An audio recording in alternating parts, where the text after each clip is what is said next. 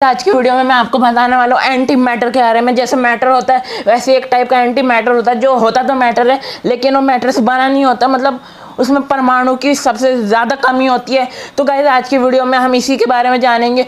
तो इसीलिए गाइस आप लाइक सब्सक्राइब कर देना और वो जो बेल का आइकन है उसे भी दबा देना। तो चलिए शुरू करते हैं आज की वीडियो को।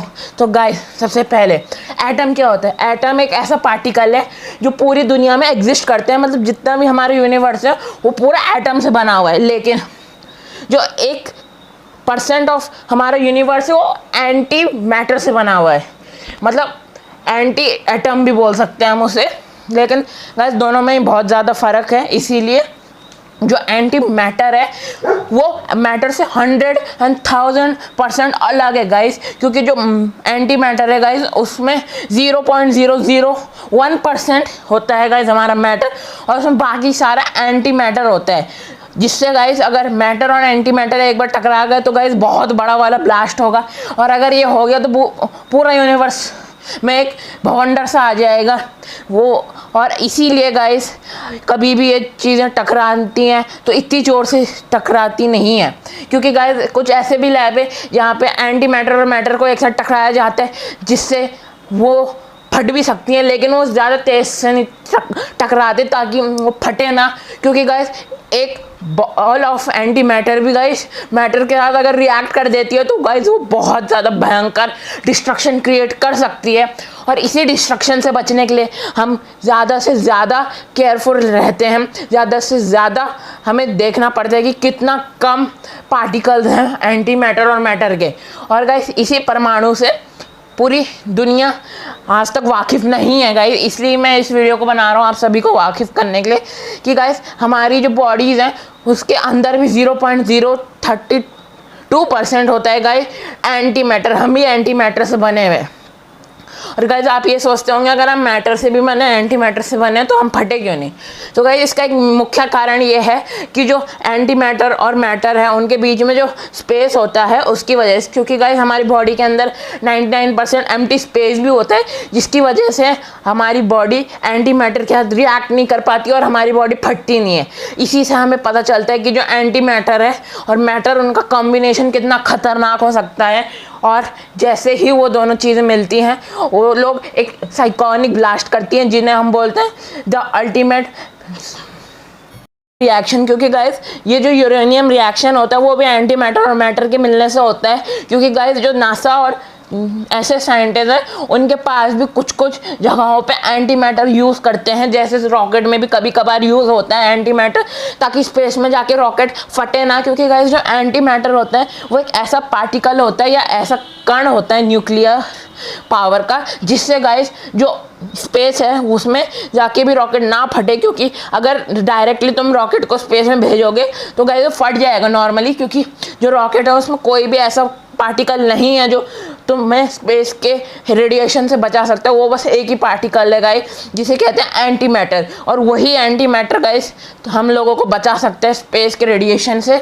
और ये जो स्पेस का रेडिएशन है गाइस ये भी बहुत भयंकर होता है, इसीलिए गाइस एंटी मैटर वो जो रिएक्शन है उसे अब्जॉर्ब कर सकता है और उसी अब्जॉर्ब रिएक्शन से जो रॉकेट है उसे बचा सकते हैं। नहीं तो गाइस अगर रॉकेट बिना एंटी मैटर के स्पेस में जाएगा तो रॉकेट वहीं चकनाचूर हो जाएगा। और इसीलिए गाइस साइंटिस्ट कुछ कुछ जगह पे एंटी मैटर का यूज़ करते हैं। और एंटी मैटर गाइस एक खोखली सी चीज़ है, मतलब गाइस उसके अंदर ना तो कुछ है, मतलब वो बिल्कुल खोखला है अंदर से, बस उसमें 0.01% मैटर है। उसके अलावा गाइस उसके अंदर कुछ नहीं है, इसलिए हम उसे एंटी मैटर बुलाते हैं, नहीं तो हम उसे भी नॉर्मल मैटर बुलाते हैं। और पूरे यूनिवर्स में हमारे पास बस 2 सोर्स हैं एंटी मैटर के, पहला जो हमारी अर्थ है वो, और दूसरा द ब्लैक होल गाइस। जो ब्लैक होल है उसमें भी 50% of anti matter and 50% of matter होता है। इसलिए जैसे हम उसके अंदर जाते हैं हमारी बॉडी रिएक्शन करके फट जाती है, क्योंकि वो दोनों चीज़ें रिएक्ट करके एक साथ हमारी बॉडी को बिल्कुल नष्ट कर देती है। इसीलिए इसीलिए गाइस ब्लैक होल बहुत ज़्यादा डेंजरस जगह है, क्योंकि वहाँ हर समय, हर सेकंड, हर मिली सेकेंड रिएक्शन होते रहते हैं एंटी मैटर और मैटर के। और ब्लैक होल एक ऐसा वैक्यूम है जो उन चीज़ों को ऑब्जॉर्व कर सकता है, लेकिन अगर कोई ह्यूमन अंदर चला गया तो ह्यूमन उस चीज़ को ऑब्जॉर्व नहीं कर पाएगा, और अगर उसने करने की कोशिश की तो वो वहीं पे मर जाएगा। लेकिन अगर वो एंटी मैटर सूट पहन के जाएगा तो उसके बचने के चांसेस थोड़े बढ़ जाते हैं, 25% तक वो चांसेस हो जाते हैं अगर वो एंटी मैटर का सूट पहन के जाएगा।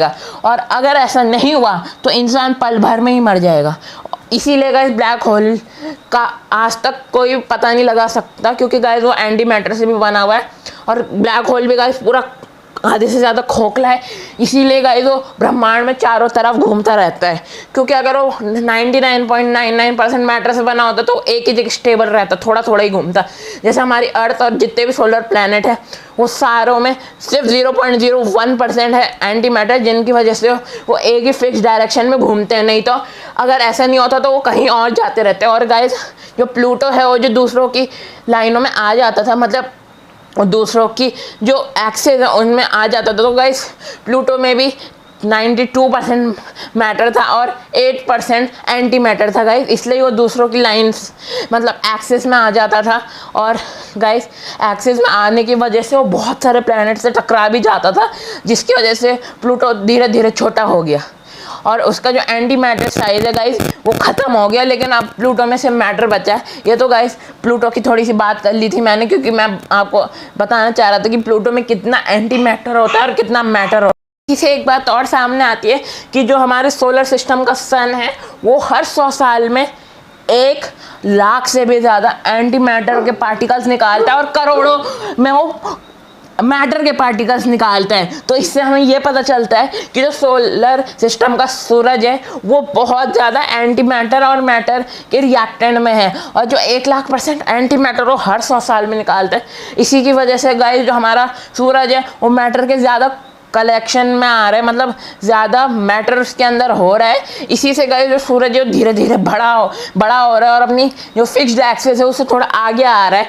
और गाइस कुछ करोड़ों सालों में ऐसा भी हो सकता है कि सूरज का पूरा एंटी मैटर ख़त्म हो जाए और हमारी धरती को भी निगल जाए। और क्योंकि गाइस कुछ थ्योरिस्ट ऐसा भी बोलते हैं कि करोड़ों साल बाद सूरज का एंटी मैटर ख़त्म हो जाएगा और जो सूरज है वो धरती और पूरे यूनिवर्स को खा जाएगा। जो एंटी मैटर है वो बहुत ज़्यादा यूजफुल थिंग्स है और उसके बिना गाइस कुछ भी पॉसिबल नहीं है, क्योंकि एंटी मैटर ऐसी चीज़ है जो किसी भी चीज़ को रोक के रख सकती है, चाहे वो कितनी भी बड़ी और कितनी भी भयंकर चीज़ हो। और इसी से गाइस हमें पता चलता है कि न्यूक्लियर एनर्जी ज़्यादा डैमेज इसलिए नहीं करती क्योंकि उसमें एंटी मैटर भी मिक्स है। तो गाइस आज के वीडियो के लिए मैं इतना ही रखना चाहता हूँ, क्योंकि गाइस आज की वीडियो 7 मिनट की बन गई है और मुझे इस वीडियो को बनाने में बहुत ज़्यादा टाइम लगा है। तो guys hope you enjoy the video, और अगर आपने वीडियो को एंजॉय किया है और लास्ट तक देख रहे हो तो सब्सक्राइब कर देना ताकि आपको ऐसी ऑसम वीडियो की नोटिफिकेशन मिलती रहे, और लाइक कर देना वीडियो को। और मैं मिलता हूँ आपसे अगली वीडियो में। Till then take care, bye.